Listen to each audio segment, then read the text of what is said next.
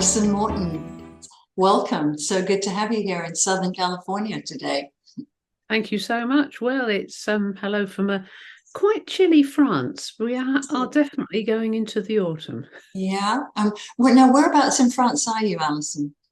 Well, it's the stock answer in the middle of nowhere. If you go to Poitiers, which of course Mhm. ancient medieval centre, we all know Yeah. Poitiers from medieval fiction.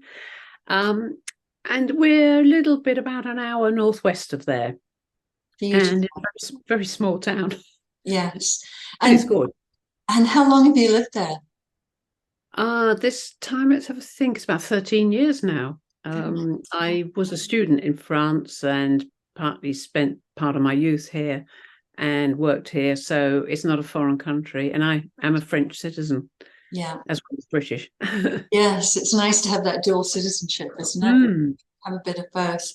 It's interesting, we've been talking about immigration and emigration, and a lot of the people in our group are first or second generation Americans. They've got, as ancestors, and they're doing their family history, ancestors from Europe. So it's been a recurring topic of Mm. what's it like to be living in a different country or growing up. And it's been the theme of some of our work too. So Wow.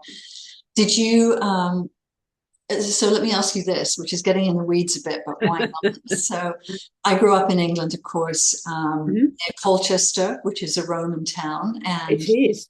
my brother lived in St. Albans for many, many years, Oh, which is another Roman town.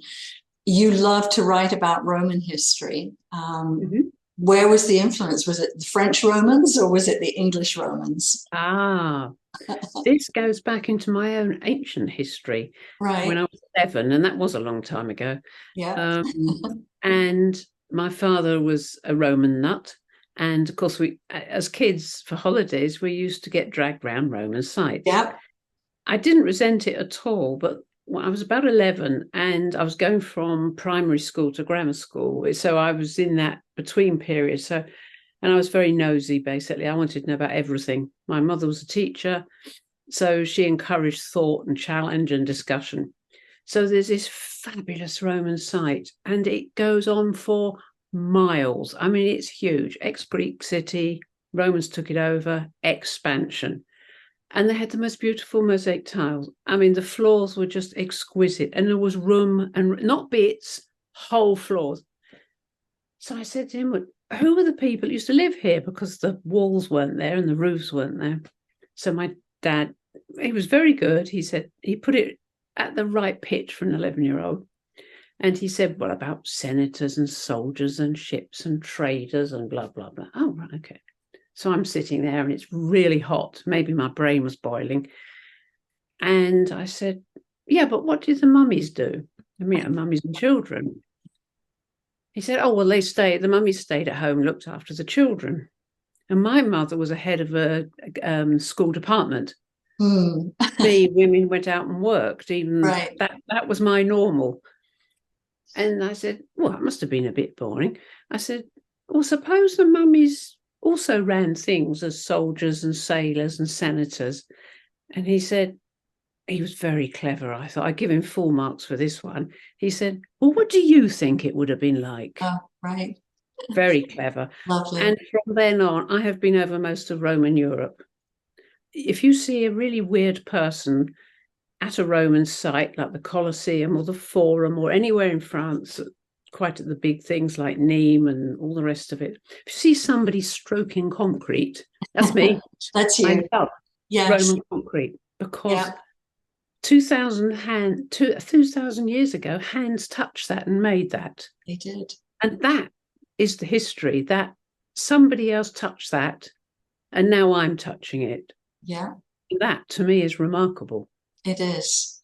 And that's So, where we get our inspiration. I mean, that's yes, that connecting, touching. I do the same. When I go back to Lydia, the first thing I do when I walk into the house and I go and talk to all the portraits. Hello, how are yes. you? Yeah. Sorry, I was rude to you in my last book.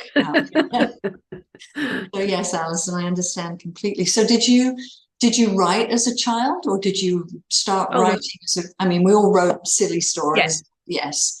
When did Yes. you first think about writing your series, which is extraordinary? Ah, Yeah. right. Well, I mean, I wrote school stuff like we all do, and Yeah. I've been a career translator because I am qualified to do French and German into English, Uh-huh. and I have built up a translation company.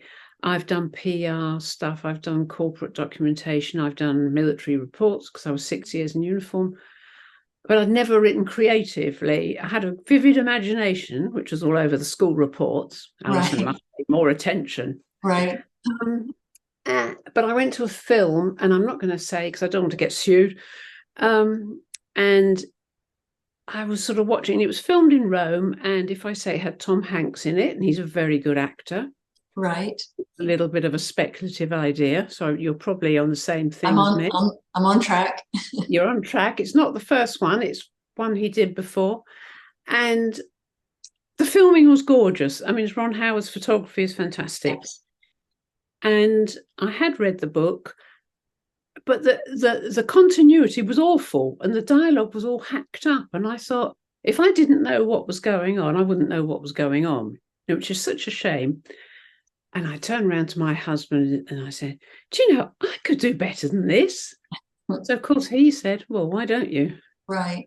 Right. And all this stuff. I went home, looked at my computer, and all this stuff poured out. There's Roman. I wanted a female leading the story. I had those 6 years in uniform. I knew how that worked. But I had to bring my woman protagonist up to the 21st century because a woman couldn't lead in a Roman, even Right. late Roman environment. They had certain amount of, they had citizenship and they could own property and run businesses, but not, they couldn't be somebody who went out and saved the world. So I thought, right, okay, that's a conundrum. Then I read Robert Harris's Fatherland, where Mm. he put an alternative slant on German history, because did German, interested in Germany. And I thought, you can fiddle around with history. I didn't know you could change the historical timeline. Right. Right, I can have Roman women in the 21st century in a thriller. But of course, I had to build the whole world. Not a problem. I knew Roman, if you like, values, ideas, systems, names. I knew all that stuff anyway. Okay, you have to still research. Right. And this just poured out of me. And it must have been bubbling away for 4 decades, 5 decades. Yes. Yes. And in 90 days, I had 90,000 words. And I didn't have a clue what to do with it. Right. And a friend of mine who had built up and ran an estate agent, so a realtors, and she had 5 branches and she was doing really, really well, both in the Chamber of Commerce. Anyway, we used to go to the same events and we used to share a car because one of us could drink and one of us couldn't then. So I said, are you going to the meeting? I'll drive if you want. And she says, oh, no, I'm actually going to Hamburg. Oh, right. I said, are you going to start selling property in Germany? No. She was very cagey and she was a very forward businesswoman, tough lady. I said, oh, okay, well, so what's it about? Well, I'm doing some research, I said, yes. She says, I'm writing a book. What do you mean you're writing a book? I said, what? How to buy and sell property? No, it's a novel. Novel? You? And she said, well, no, look, I know it's not me, but here we go. I said, well, actually, funnily enough, Denise, I've just written a novel. Oh, she said, right, great. Let's get at this together. So we educated ourselves in the book world, agents, publishing. We went to conferences. We did 3 years of this Right. and script assessments, and we really educated ourselves. And that's when things all started, and the great self-publishing revolution was in full swing. Yes. And although there was a very big London agent, Carol Blake from Blake Friedman, which was the agent's agent, she was my friend. She became my friend. And I said, I'm not going to send it to you, Carol. I don't think this is your stuff. So I self-published. Right. And it was great. And I Yeah. thought, I've got too much story. I need to write another book just to finish this off. Mm. Well, I wonder what happened to her a few years later, my heroine. So I had to do another book. Yeah. So I had 4 books on one heroine, Karina. But while I was writing it, a secondary character, her grandmother, who's the wise person in the background, she got up to some very strange things in her youth, and she had loads of buried secrets. So I thought, I'll just write one more book just to do Aurelia's life as a young woman. So we're back in the late 60s and early 80s. And then it went on from there. So 3 more books with Aurelia. And then the fans said, yeah, we like your books. This is great. Terrific adventure, woman leading it. She has her up and down emotional life. This is great, fantastic. So what's the origin story then? Well, it's back in the 4th century. We don't have to worry about that. No, actually, we want you to write it. But no, I'm not going to write it. Yes, you are. You will sit at your computer and you will write it, please. So I did. And out came Julia Prima, which is set in the 4th century. Absolutely straight historical fiction. I thought, my God, what have I done? This is terrible. But I had too much story again. Yeah. So I had to write another. So that comes out in January, which is very tied to the collection of short stories both you and I are involved in. That's right. A little sort of side scene to that book. But it's quite interesting writing at a time when the Roman Empire is on its downward path. Yes. It didn't all fall in one day, as in the film with Sophie Loren. Sorry, it didn't do that. But it fragmented. And by this time, you can see where the very early medieval city-state is coming. So it's a very interesting time to research. Incredibly frustrating because people stop writing stuff. Right. Your historical documents vanish. Disappeared. Yeah. Yeah. So you really have to track down the few people who are still recording at that time. But it does give you a little bit of leeway in your fictionalization. You can at least, I mean, if you can, there's a point where you research and then you go, okay, I cannot find anything more on this. I'm going for it, not necessarily creating massive fiction, but there's perhaps a few liberties that you can take. Well, yes, I did a master's in history, which helps. So when you research a fact, you have to have 3 sources for it. Right. But then if you've always been interested in history and you read around it enough and you studied it enough, there are certain trends that happen. And I call it historical logic. And there are only certain ways things go. Exactly. So you have to try and think out, how did this logically develop? Yeah. What could have happened? And build on that. You can't, I'm not what is it, the man in the high castle. I think that's a bit mad. That's a bit box of frogs as far as I'm concerned. It's just too much. There was not enough, it was not economically very viable, the Third Reich. It was terrible. They literally ran out of money. So I don't think that scenario could have happened. But I've put a base in this next book so that Roma Nova could have happened. Right. Yes. Whether it did or not, Yeah, but that's the what ifs, could ifs. And when you write series and when you you intentionally always do that, but you do try to sort of put those little signposts in which allow you to develop a story. Yeah, I mean, you with yours, you don't know what people said in the tower to the princes. You haven't got there was no video recorder at the time. Nothing. And or it was all made up by Sir Thomas More, you know, in Tudor time, which then becomes fact because, well, it's close enough, isn't it? Well, no, actually, it wasn't. So, but Alison, lots to go on. Tell me the difference when you're writing short stories versus your novels. And you did kindly put some ideas into our handout, but very different, right? A lot of we have to be very disciplined.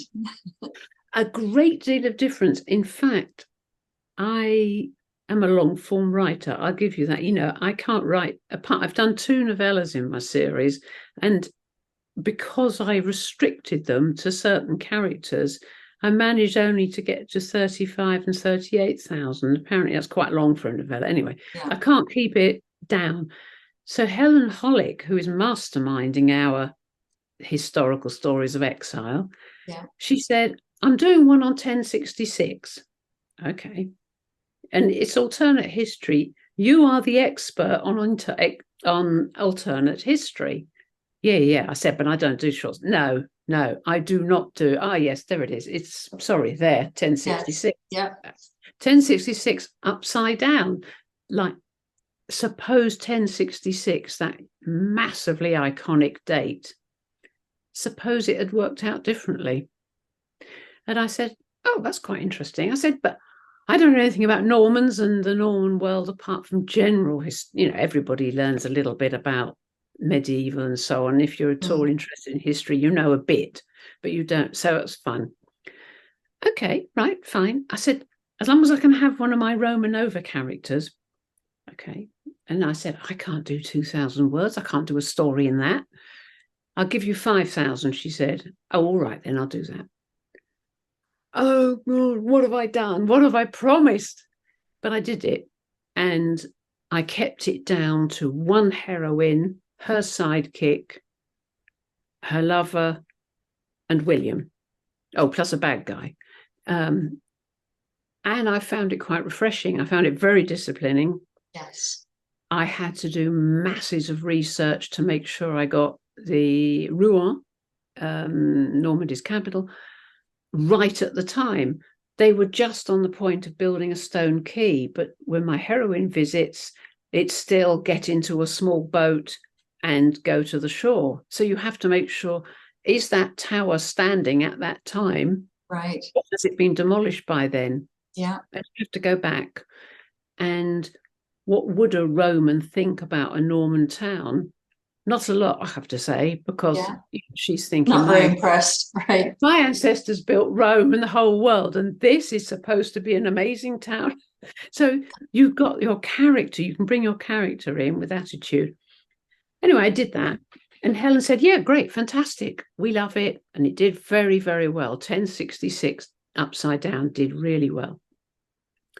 So I thought, I'll have a go at writing my own short stories. So I wrote a collection of my own and practiced that way.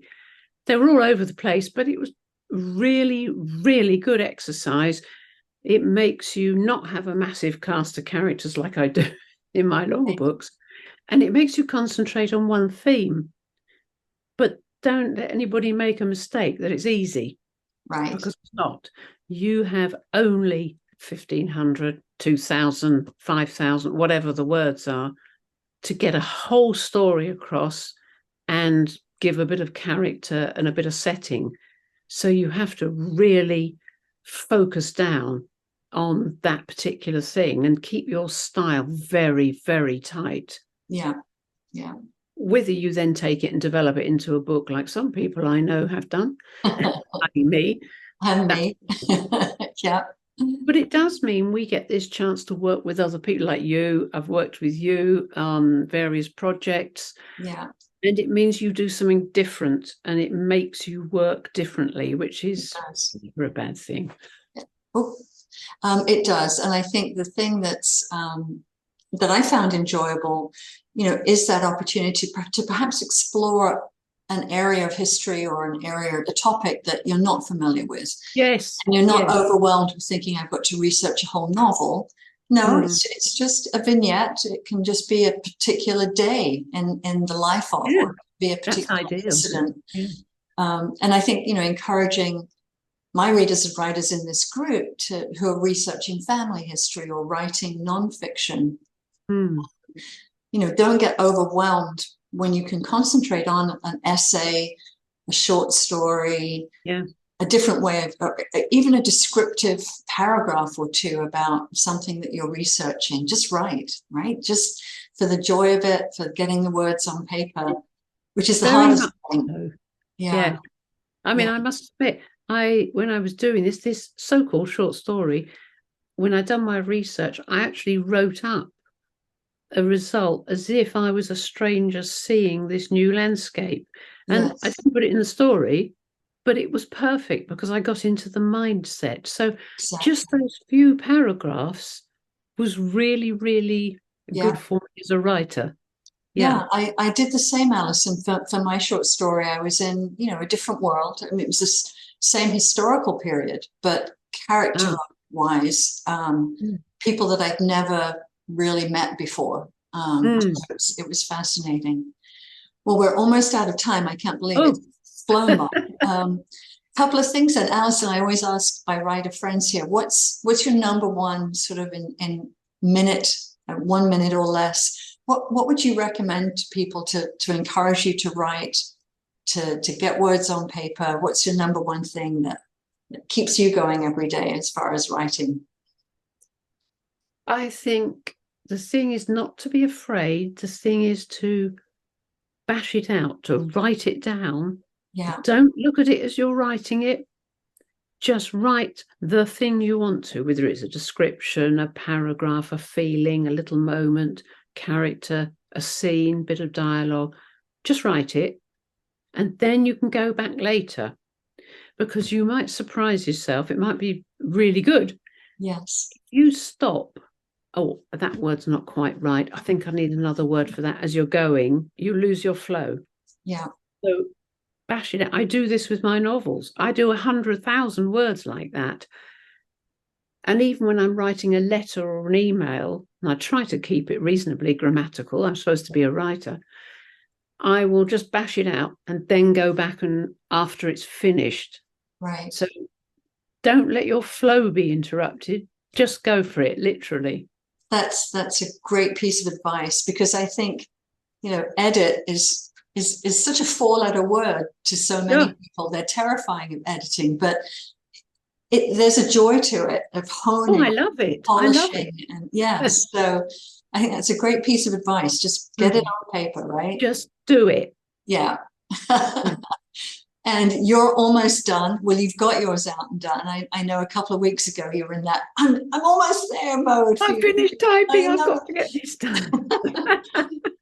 We And can't then, wait to read the short story, which will be out by the time this broadcast. yes. I'll be showing it in our Excellent. workshop.